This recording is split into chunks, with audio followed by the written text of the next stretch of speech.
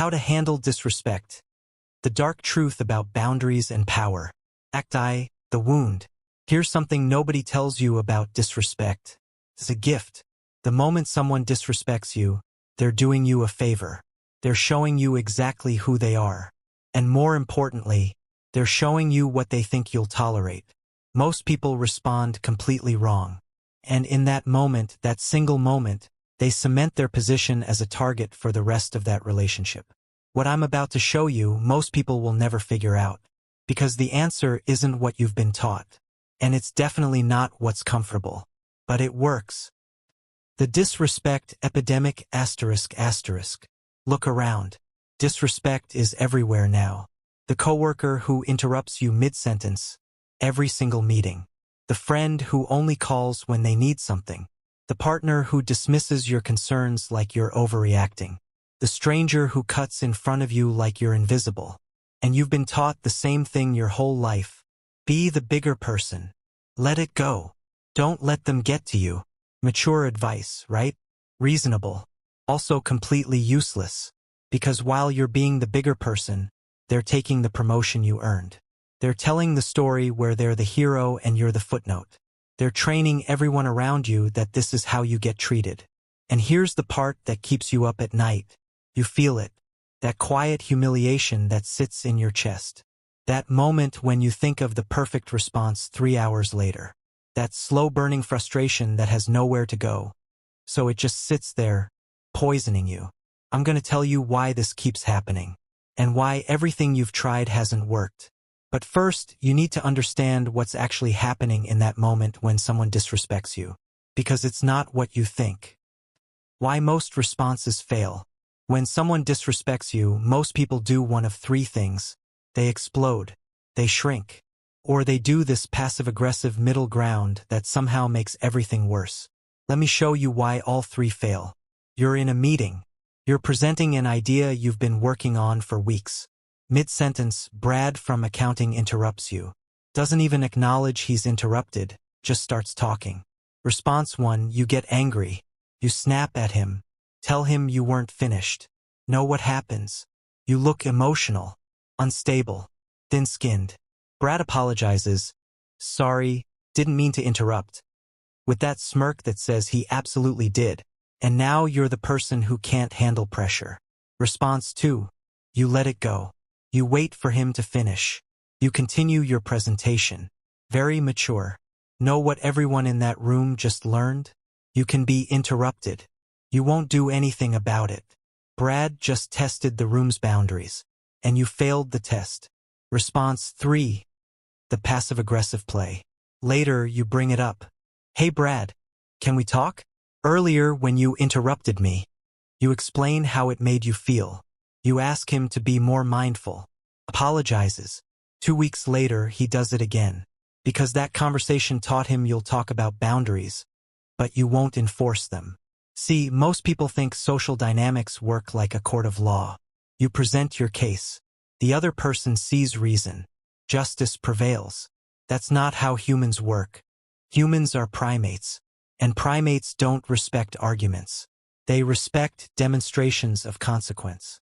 When you respond reasonably to unreasonable behavior, you're speaking a language they don't understand. Or worse, a language they interpret as submission. And there's a specific reason why your reasonable approach backfires. But to understand it, you need to know what disrespect actually is. Not what you've been told it is. What it actually represents in human social dynamics. Because once you see this, you'll never misread it again. The hidden cost of tolerance ***. Here's what happens when you tolerate disrespect. Even once. You think you're choosing peace. You think you're being mature. You think it's one time, it doesn't matter. You're wrong. That single moment of tolerance? It's a signal. The person who disrespected you just learned something. You won't defend your boundaries. But everyone else in the room learned something too. This is how we treat them. Because humans are social animals. We watch how others are treated. And we adjust our behavior accordingly. Brad interrupts you in the meeting. You let it slide. Sarah notices. 2 weeks later, she talks over you too. You let that slide. Now Marcus sees the pattern. He starts dismissing your input. 6 months later, you're the person nobody listens to. And you have no idea how you got there. It started with one moment, one test, one boundary you didn't defend. And here's the part that's most damaging. It's not just external. Every time you tolerate disrespect, every time you swallow that frustration, every time you tell yourself it doesn't matter, you're eroding your own self-respect. That quiet voice inside that says, I should have said something, that's not weakness. That's your instinct trying to protect you. And every time you ignore it, you teach yourself that your boundaries don't matter. I've seen this destroy careers, relationships, entire identities. The person who wonders why they never get promoted. The friend who's always there for everyone, but nobody's there for them. The partner who gets taken for granted because they've never established consequences. They all made the same mistake. They thought tolerance was strength. Tolerance isn't strength. It's just slow-motion surrender. And here's the part nobody wants to admit. Some people enjoy disrespecting those who won't fight back. It makes them feel powerful. At your expense. You're not being compassionate. You're not being mature. You're being a target with good intentions. Now here's where this gets critical. And most people never figure this out. Because what I'm about to tell you is going to make you see every interaction differently. The mechanism. The biology of disrespect. Let me explain what's actually happening. Biologically, when someone disrespects you, humans, like all primates, exist in hierarchies. Always have, always will. And those hierarchies? They're not static. They're constantly being tested, constantly being renegotiated. When someone disrespects you, they're doing something specific. They're testing your position in the hierarchy. Not consciously. Most people don't even know they're doing it. But the behavior is hardwire. In primate groups, boundaries get tested constantly. A lower status monkey tries to take food from a higher status one. The higher status monkey has two options. Defend the boundary, immediate consequence. Or let it go. If he lets it go, that lower status monkey just moved up. And everyone watching knows it. Humans aren't different. We just pretend we are. That coworker who interrupted you? He's testing if you'll defend your territory. That friend who only calls when they need something? She's testing if there are consequences for taking without giving. That stranger who cut in front of you? He's assessing whether you're a threat or a mark. And here's what makes this so important. They're not testing your morality. They're testing your power. Your willingness to enforce consequences. Your capacity for controlled response. Your status position. And if you respond with pure reason, with understanding, with explanation, they read it as one thing, weakness. Not because you are weak, but because in the primal language of status, the language that runs underneath all our civilized words, non-enforcement reads as inability to enforce. This is why certain people can sense vulnerability. It's not mystical. It's behavioral. You move differently when you don't defend boundaries. You speak differently. You take up space differently. And people, consciously or not, they sense it. Remember when I said your reasonable approach backfires? This is why. You're trying to have a civilized conversation. They're receiving a submission signal. But not all disrespect is the same. And this is critical. Because if you respond to the wrong type the wrong way, you make everything worse. Power dynamics decoded ***. Every interaction has an invisible hierarchy. Every single one.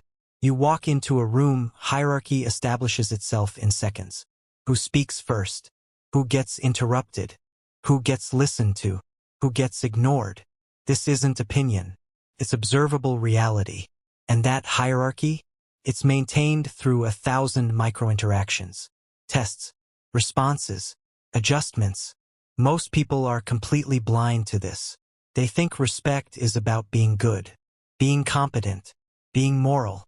Respect is about frame. Frame is reality control. It's whose version of events becomes the accepted truth. Whose boundaries matter. Whose time is valuable. Two people walk into a bar. Person A is a CEO. Wearing jeans and a t-shirt. Makes jokes. Teases the bartender. takes up space. Everyone laughs. Person B is an accountant, also wearing jeans and a t-shirt, makes the exact same jokes. Nobody laughs. Same behavior, different frame. The CEO has permission. Permission to be casual. Permission to joke. Permission to take up space. The accountant hasn't earned that permission. So the same behavior reads completely differently. This is what most people don't understand. Behavior doesn't exist in a vacuum. Context is status.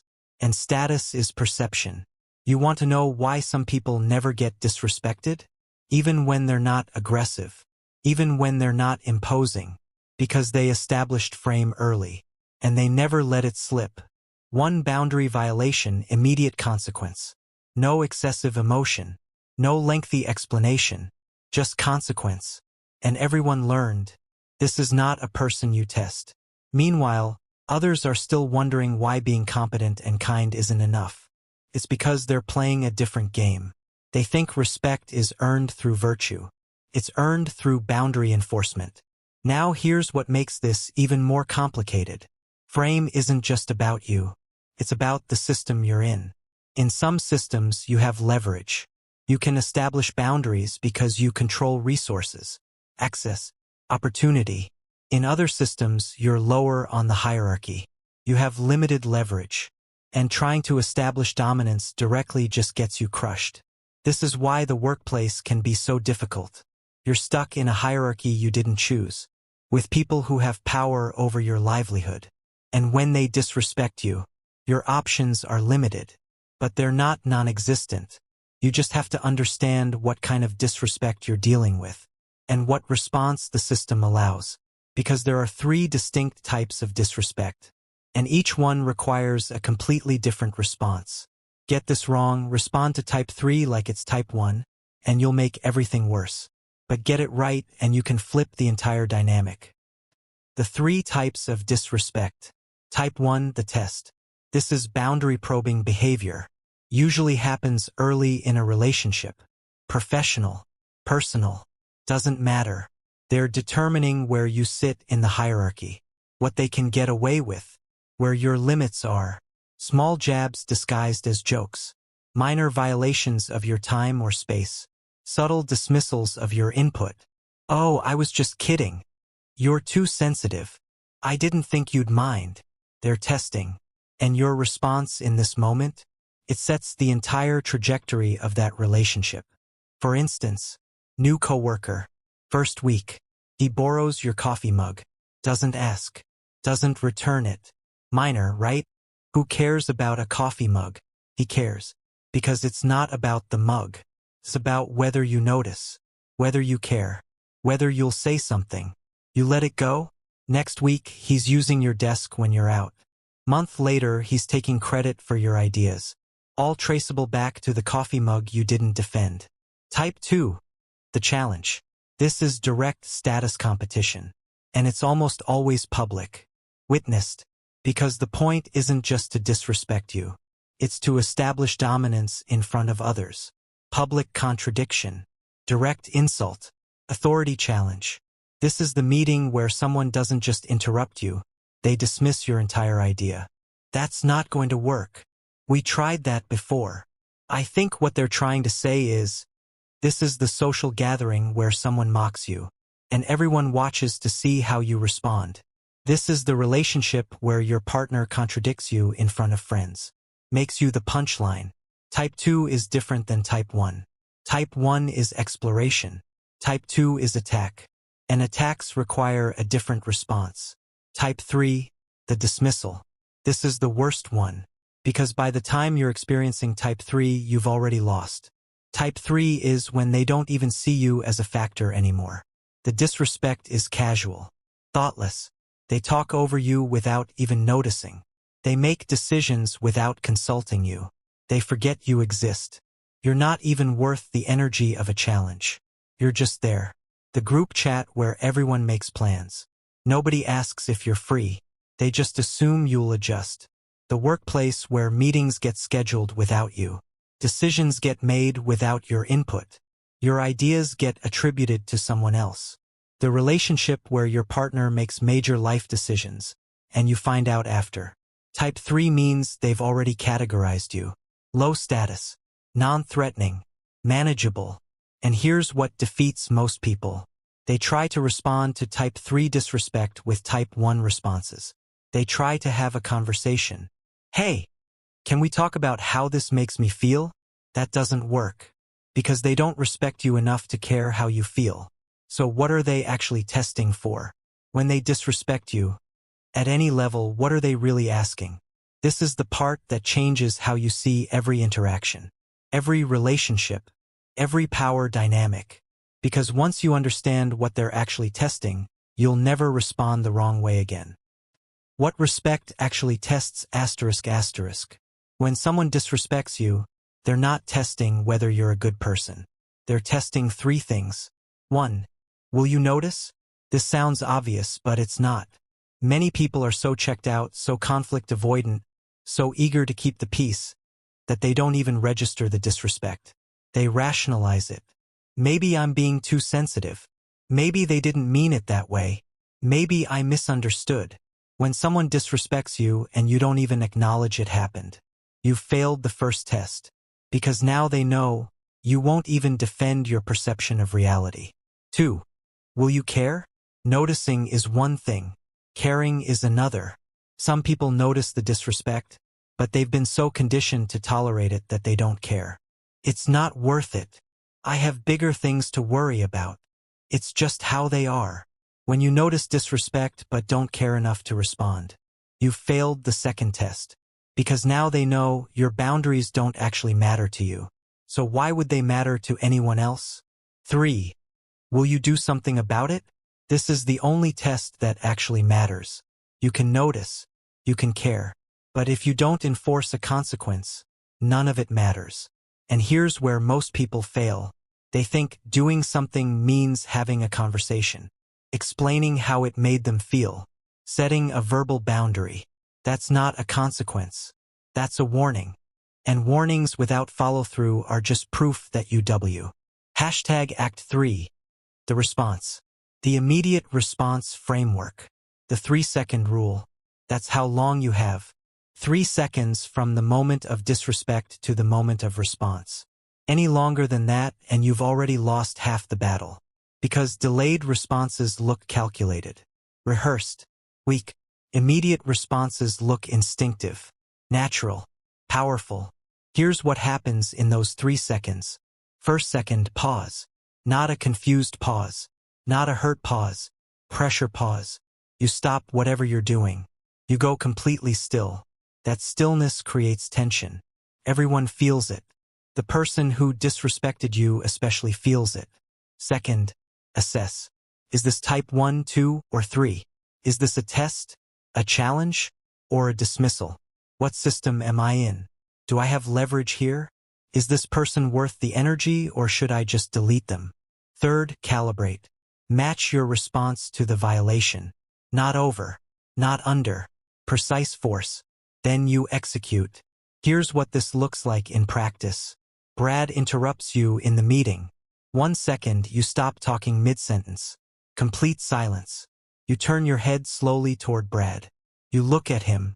Not angry, not hurt, just looking. 2 seconds, you're assessing. This is type 1.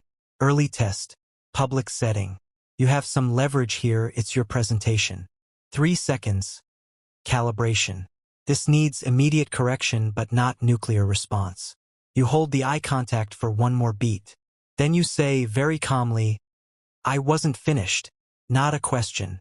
Not an apology. A statement. Then you hold his eyes for another second, long enough that it's uncomfortable, and you go back to your presentation. Exactly where you left off. You don't acknowledge his response. You don't wait for an apology. You just corrected the boundary and moved on. What just happened? You didn't get emotional. You didn't escalate. But you also didn't tolerate. You demonstrated something. I notice, care, and I will do something about it. Everyone in that room just recalibrated their assessment of you. Brad especially. Now let's talk about what happens when 3 seconds and a calm statement aren't enough. When you need to bring more pressure. When you need what I call calibrated aggression. Calibrated aggression. Most men think aggression is binary. You're either aggressive or you're not. That's wrong. Aggression is a spectrum, and power is knowing exactly where on that spectrum to operate. Too little? You look weak. Too much? You look unstable. The right amount? You look dangerous in a controlled way. And that's exactly what you want. Calibrated aggression means matching energy plus 10%. They bring 5 units of disrespect. You bring 5.5 units of consequence. Not 10. Not 20. 5.5. Just enough that they know they miscalculated. Here's the escalation ladder. Level 1. Verbal correction. Firm. Direct. No emotion. Don't interrupt me. That's not acceptable. Try that again and we're done here. Short sentences. Declarative. No explanation. No justification. You're not asking permission. You're stating reality. Level 2. Public boundary enforcement. This is when level 1 didn't work. Or when the disrespect was public and needs a public response. Same meeting. Brad interrupts you again. You stop. You look at him. And this time you say louder, so everyone hears, Brad. This is the second time. If you have something to add, wait until I'm finished. The room goes quiet. Everyone's watching now. You just made it social. You just put his reputation on the line. That's level 2. Level 3. Consequence delivery. This is when verbal doesn't work. Now they need to feel actual cost. Brad keeps interrupting. Next meeting, you don't invite him. You route around him. You make sure his manager knows he's disruptive. You remove access. You remove opportunity. You make disrespecting you expensive. The friend who only calls when they need something? Stop answering. Stop being available. Let them figure out what changed. The partner who dismisses you in public? You leave. Not dramatically. You just leave. Go home. Turn off your phone. Let them sit with the consequence of their behavior. Level 4. Strategic escalation. This is when you need to involve authority or witnesses. Workplace disrespect that won't stop? You document. You loop in HR. You create a paper trail. Not because you're weak, because you're building a case. Social disrespect that crosses lines? You make sure other people know what happened. You don't gossip. You just don't cover for them anymore. You let their behavior speak for itself. Level 5. Complete severance. This is the nuclear option. You remove them from your life. Completely. No conversation. No explanation. No closure. They're just gone. Blocked. Deleted. Erased. And we'll talk more about this in a minute because strategic withdrawal is its own art form. But here's the key to calibrated aggression. You escalate in stages. You give them chances to correct, not because you're nice, but because it demonstrates reasonableness. When you eventually go nuclear, no one can say you didn't try. And that social proof matters. But you also don't stay at level 1 forever. If verbal correction doesn't work within 2 attempts, you move up. Because teaching someone that your words have no teeth is worse than not saying anything at all. Real scenario. Coworker takes credit for your idea in a meeting. Level 1 response. After the meeting, privately, don't do that again. They apologize. Say it won't happen again. 2 weeks later, they do it again. Level 2. In the meeting, immediately, actually, that was my analysis. I presented it to you last week. Public correction. Everyone now knows. They get defensive. Make excuses. Level 3. You stop sharing your work with them. You route around them. You make sure your manager knows your contributions directly. They complain that you're not being a team player. Level 4. You document everything. You create a paper trail. You loop in your manager formally. They continue or retaliate. Level 5. You start looking for a new job. Or you escalate until they're removed. Or you just ice them out so completely they become invisible. The point is, you move up the ladder based on their response. Each level gives them a chance to correct. Each level increases the cost. And if they keep pushing, you keep escalating. Until they learn. Or until they're gone. But sometimes, and this is counterintuitive, the most powerful response isn't escalation at all. Sometimes the most violent thing you can do is disappear. The strategic withdrawal. Let me tell you something most men never figure out. Walking away is not weakness. Walking away without explanation is power. Because humans crave closure. We're wired for it. When someone exits your life without explanation, it creates a wound that doesn't heal. They'll think about it for years, wonder what they did, try to make sense of it, and they can't, because you didn't give them the data. That's strategic withdrawal. Not running away, not avoiding conflict, choosing to remove your presence as the consequence. Here's when you use it, when you have no leverage in the system. You're low on the hierarchy. They have power. Escalation will just get you hurt. The boss who disrespects you and you can't do anything about it? You don't fight. You plan your exit. And when you leave clean. No drama. No burning bridges. Just gone. You take a better job. And the first time they find out is when someone asks where you went. When they've already dismissed you. Type 3 disrespect. They don't even see you as a threat anymore. Fighting back just gives them supply. Proves they still matter to you. The person who cheated on you then wants to work it out. You don't argue. You don't explain why you're done. You just are done. You move your stuff out. You block their number. You delete them from your life. They text from a new number. You block that too. No response. No closure. Nothing. When the relationship has no value. The friend who takes and never gives. The family member who's toxic. The social group that drains you. You don't owe them a conversation. You don't owe them closure. You just stop being available. Stop answering. Stop showing up. They'll notice eventually. And when they ask what happened, you're busy. You're vague. You're polite but distant. And you never give them the real reason. Because the real reason would just become ammunition. When engagement gives them what they want. Some people want your reaction. They want the fight. They want the drama. The narcissist, the toxic personality, the person who feeds on conflict. Fighting them is feeding them. Explaining yourself is feeding them. Disappearing without explanation, that starves them. Here's how you do it. No explanation. No closure. No final conversation. You don't go suddenly if you can avoid it, that looks reactive. You fade. You become progressively less available. Less responsive. Less present. And when they finally notice and ask what's wrong, you're pleasant but vague. Just busy. A lot going on. Nothing's wrong. And you never give them the real conversation they're looking for. Complete removal of access. Phone number? Blocked. Social media? Unfollowed or blocked. Mutual friends?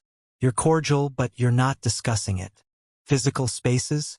You don't go where they are. You don't delete them from your past. You delete them from your future. Zero reaction to attempts at re-engagement. They'll try. They always try. The text, "Hey, haven't heard from you in a while. Everything okay?" You don't respond. Or you respond once, brief and vague, then nothing. The mutual friend, "So and so asked about you." "Oh yeah? That's nice." Then you change the subject. The dramatic gesture. They show up somewhere they know you'll be. You're polite, brief, and you exit at the first opportunity. You never give them the confrontation they're looking for. Because confrontation would give them data, give them understanding, give them closure. And you're not giving them anything. Here's what happens. First, they're confused. They reach out. They try to figure out what happened. You remain unavailable. Then they get frustrated. Maybe angry. They might lash out. Tell mutual friends you're being dramatic or immature. You don't defend yourself. You just let them talk. Then they move through the stages. Bargaining, sadness, acceptance. But they never get closure. And that lack of closure stays with them. Years later, they'll still wonder. Still think about it. Still try to make sense of what happened. And you? You forgot about them 6 months after you left. That's the power of strategic withdrawal. You didn't fight them. You didn't defeat them. You just made them irrelevant. But here's the question that determines everything. When do you escalate? And when do you disappear? When do you fight for the relationship, the position, the respect? And when do you just walk away? That calculation, that decision, is what separates tactical men from reactive boys. When to escalate, when to ghost. This is the hardest part. Because both responses, escalation and withdrawal, can be right or wrong, depending on context. Here's the framework. Escalate when you have leverage. Leverage means power, resources, social capital, position. You're senior enough that pushing back won't destroy you. You control access to something they need. You have allies in the system. You have options.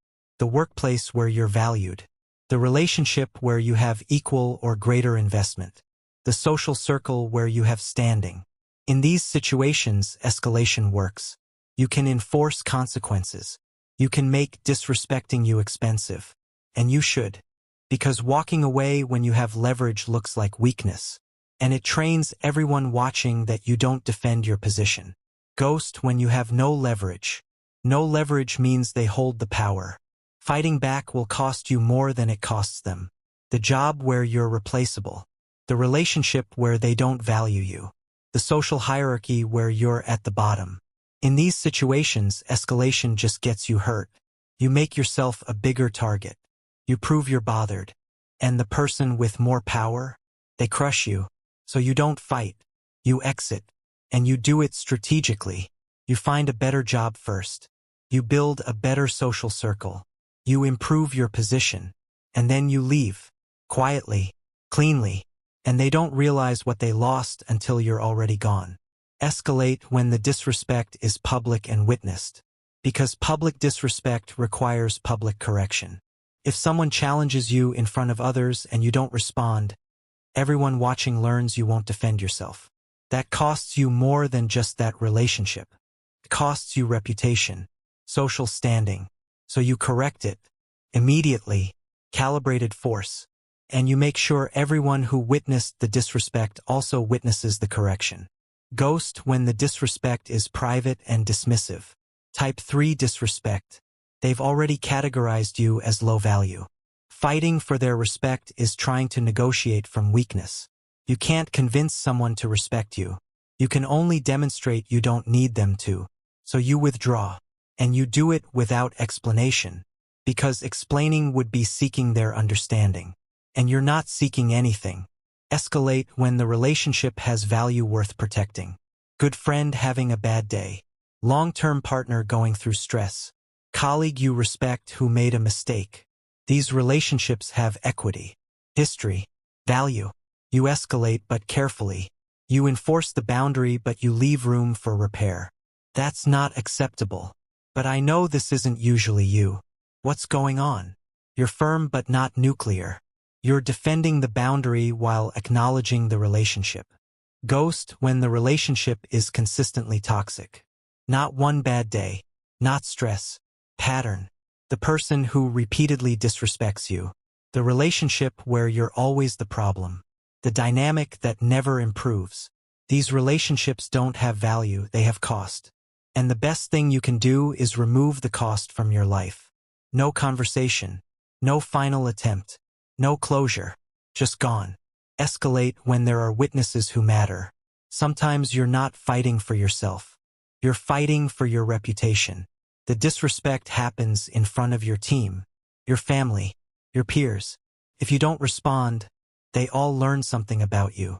And that learning affects every future interaction. So you respond. Not because you care what that person thinks, but because you care what everyone else concludes. Ghost when there are no witnesses. One-on-one disrespect from someone who doesn't matter? Why waste the energy? They test you. You go cold. You exit. No drama. No audience. No explanation. They're just no longer part of your world. Here's a real scenario. Your manager consistently dismisses your input in meetings. Takes credit for your work. Undermines you publicly. Question 1. Do you have leverage? If you're junior, easily replaceable, and he controls your career. No leverage. Answer, document everything. Start looking for a new job. And when you find one, leave with zero notice. No exit interview. No explanation. Just gone. If you're senior, valuable, and have connections above him, leverage exists. Answer: escalate. Loop in his manager. Create a paper trail. Make it expensive for him to continue. Question 2. Is the disrespect public? If it's in meetings with witnesses, public correction required. Next time he interrupts, you stop and say, "I'm going to finish my thought." Then you continue. Every time. Consistently. Eventually he stops or everyone sees the pattern. If it's private, in one-on-ones, strategic withdrawal. You stop giving him information. You route around him. You make him irrelevant to your work. Question 3. Does this relationship have value? If he's talented and this is a phase, maybe there's value. You have a direct conversation. Private. Firm. The way you've been handling my contributions isn't working. Here's what needs to change. If he's consistently toxic and this is who he is, no value. Exit strategy. Find better. Leave. The calculation is always the same. Leverage plus value plus public versus private equals escalate or ghost. And here's what most men get wrong. They try to escalate when they have no leverage. They get crushed. Or they ghost when they have all the leverage. They look weak. The tactical man reads the situation accurately, and he chooses the response that maximizes his position.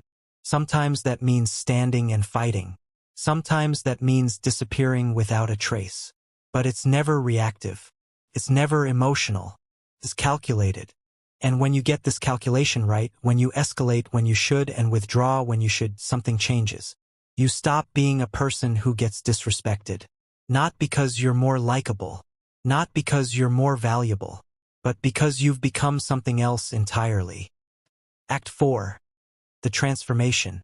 The man who cannot be disrespected. Here's what happens when you actually implement this. When you enforce boundaries consistently. When you respond correctly to each type of disrespect. When you escalate or withdraw based on leverage and value. Something shifts. First, people test you less. Because word spreads. Behavior patterns become visible. The person who interrupted you and got immediately corrected? They tell that story. The friend who took advantage and got ghosted? Other people notice your absence. The colleague who challenged you and lost? Everyone in that room remembers. And slowly, your reputation changes. You become known as someone who doesn't tolerate disrespect. Not because you're aggressive. Not because you're confrontational. But because consequences exist around you. People learn. Test him at your own risk. Second, apologies come unprompted. You stop having to ask for them. You stop having to explain why something was wrong. People who cross your boundaries immediately recognize it. And they correct it. Because they don't want to lose access to you. That's what changes. Your presence becomes valuable. And people protect what they value. Third, others defend your boundaries for you. You're in a meeting. Someone new tries to interrupt you. Before you even respond, someone else says, "Let him finish." That's social proof working in your direction. The group has learned how you're treated. And they enforce it. You're not policing your own boundaries anymore. The system does it for you. Fourth, you become the social barometer. People watch how you're treated to understand the hierarchy. If someone can disrespect you without consequence, everyone else is fair game.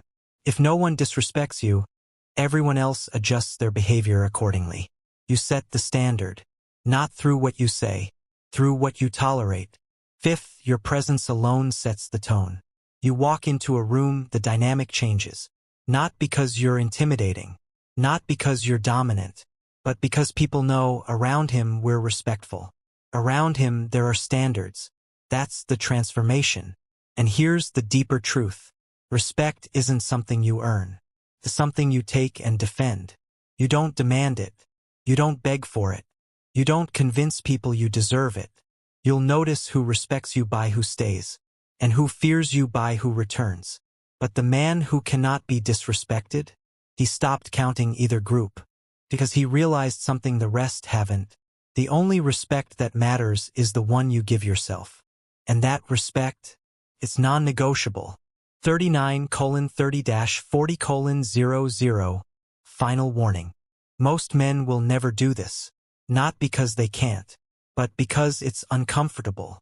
It requires accepting that you'll be lonely sometimes, that some people will leave your life, that relationships will end. It requires valuing your dignity more than social harmony. And most men aren't willing to pay that price. They'd rather be disrespected and included than respected and alone. That's their choice. But here's what you need to understand. Once you see how this works, you can't unsee it. You'll start noticing it everywhere. The conversation where someone talks over someone else, and that person just lets them. The meeting where someone takes credit, and the actual person who did the work says nothing. The relationship where one person dismisses the other, and the dismissed one apologizes for being sensitive. You'll see the tests, the challenges, the dismissals, and you'll see who responds correctly, and who doesn't. You'll see who has power, and who gave it away. And once you see the pattern, you can't participate in it the same way anymore. You'll either enforce your boundaries or you'll feel the cost of not enforcing them. There's no neutral anymore. No ignorance. Just choice. Most men will spend their lives mistaking noise for presence. They'll confuse being busy with being powerful, talking with commanding, explaining with leading. But presence is always quiet. It's the person who doesn't need to announce themselves, who doesn't need to explain their decisions, who doesn't need to be understood. They state their position once, and then they act according to it. And that consistency, that alignment between word and action, is what creates presence. Not the words, the action, the boundary stated and enforced, the consequence delivered without emotion, the exit without explanation. That's presence. And presence cannot be disrespected, because disrespect requires a target that stays still. The man with presence doesn't stay still. He moves, he adjusts, he exits, and by the time you realize you've disrespected him, he's already gone. No argument, no drama, no second chance, just gone. And that absence, that space where he used to be, that's what teaches the lesson. Not his words, his absence. You cannot unsee this.